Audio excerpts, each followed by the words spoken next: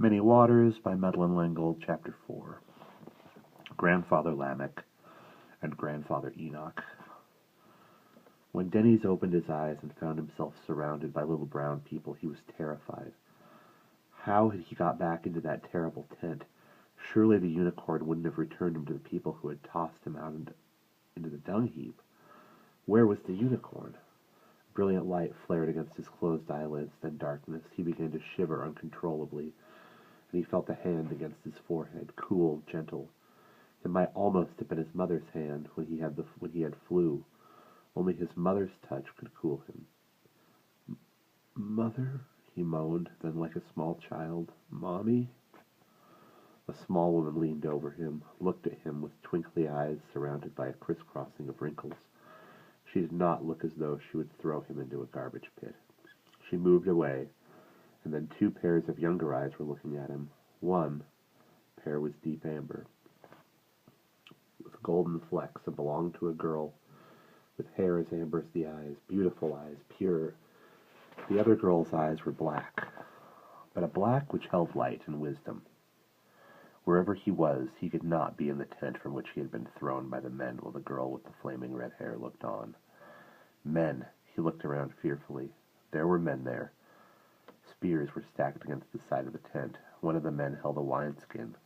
They did not seem to be threatening. Then one of the small men came over to him and smiled down at him, and he felt a great wave of relief. It was Japheth. "Jay," he whispered through parched lips. "Den!" Japheth exclaimed gladly. "Oh, holy, he's coming back to consciousness." "Jay!" Denny's teeth were chattering. "Who's hurt you?" Japheth asked. "Can you tell us?" Denny's closed his eyes again. "Don't bother him with questions now," Oholibama said. "Don't be afraid, Den," Japheth encouraged. "We're not going to let anybody hurt you." Japheth bent down to him. "I'm going to carry you to some place where it's cool and quiet. Don't be afraid." Japheth picked Denny's up as carefully as possible and slung him over his shoulder. Japheth was the tallest man in the tent. Even so, he was so much smaller than Denny's that the boy's feet dragged on the ground, and he curled his fingers to keep them from scraping too. No wonder in this place he and Sandy were thought of as giants. Denny's had a feverish vision of a trip his class had taken to a museum where everybody had been amazed at the exhibition of knights' armor. How small those knights must have been. The people on this planet where he and Sandy had been flung were even smaller than the medieval knights. His thoughts misted off, as tenuous as the virtual unicorns.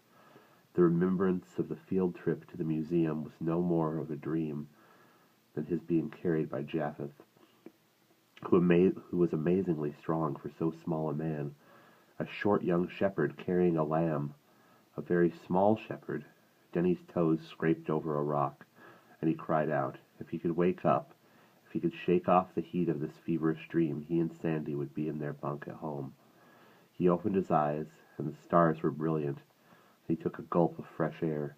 Then his head brushed against a tent flap, and he felt himself being lowered onto something soft but so delicate that he could feel the rough skins underneath. He licked his cracked lips and realized that he had a raging thirst. "Water, Jay," he managed to croak. But he could not summon the energy to add "please." The black-eyed girl bent over him and held a wineskin to his lips. He tasted something bitter and sweet at the same time. It stung his throat as he swallowed, but at least it was wet. The black-eyed girl withdrew the skin. "We shouldn't give him too much wine." "I forgot the fig juice," the plump, nut-like woman exclaimed. "I'll be right back." Denny's heard the pad of bare feet, and the thud of a leather tent flap falling. "He recognizes me now." Japheth's voice was troubled. "I don't think he's afraid of us. I don't think he's afraid of us anymore," the younger girl said, the one with the amber eyes. "Water," Denny's begged. The amber-eyed girl said wistfully, "Grandfather Lamech's wells still have much water to spare." The other girl agreed. "I wouldn't mind going to get a pitcher full, but I wish Grandfather Lamech did not live at the bottom of the oasis." Japheth put his arm lovingly about the girl. "I'll take one of the camels and go." I don't want either of you crossing the oasis at this time of night. Every moon there are more bandits and thieves. Oh, be careful, the younger girl begged. Take my camel, love, the black-haired woman offered. She's the swiftest, and you'll be safe on her. Thank you, Ororibama, my wife. Japheth leaned to her and kissed her on the lips. Denny's, watching through the confusion of headache and fever, thought that it was a nice kiss. It was the kind of kiss he had seen his father give his mother, a real kiss. If he lived through this, he would like to kiss someone like that. He heard Japheth leave and closed his eyes, sliding into a fevered sleep. Like his virtual unicorn, he seemed to flicker in and out of being. He retreated deep within himself in order to retreat from the flaming pain of his scraped skin. He did not know how long he had been unconscious before he became aware of the two women speaking softly. Why won't my father reconcile with Grandfather Lamech? The lighter voice said. I had to beg him for the oil for Grandfather's nightlight. The older girl, the one Japheth had kissed, with an odd name, a holy something, had a voice like velvet. Your father was hurt when Grandfather Lamech insisted on staying in his own tent. But as long as Grandfather can care for himself... It's complicated, the dark voice said. People don't revere old people the way they used to. They don't want to listen to their stories. I loved Grandfather's stories. I too, Yaleth. Yaleth was the name of the amber-eyed one. Yaleth and O'Holy. Denny's was vaguely aware of something cool touching his skin, something that numbed the pain. The one called O'Holy continued.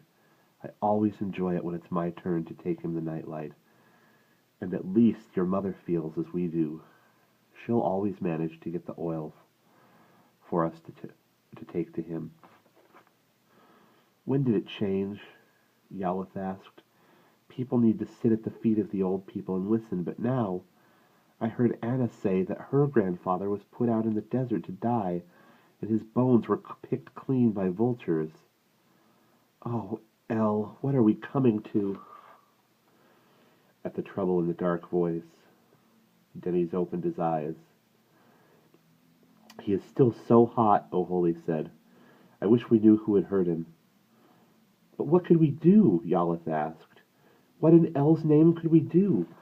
People are ugly to one another today. Were we this cruel before the Nephilim and the Seraphim came? I don't know. Who came first? I don't know, the dark-eyed one repeated. There is much we do not know.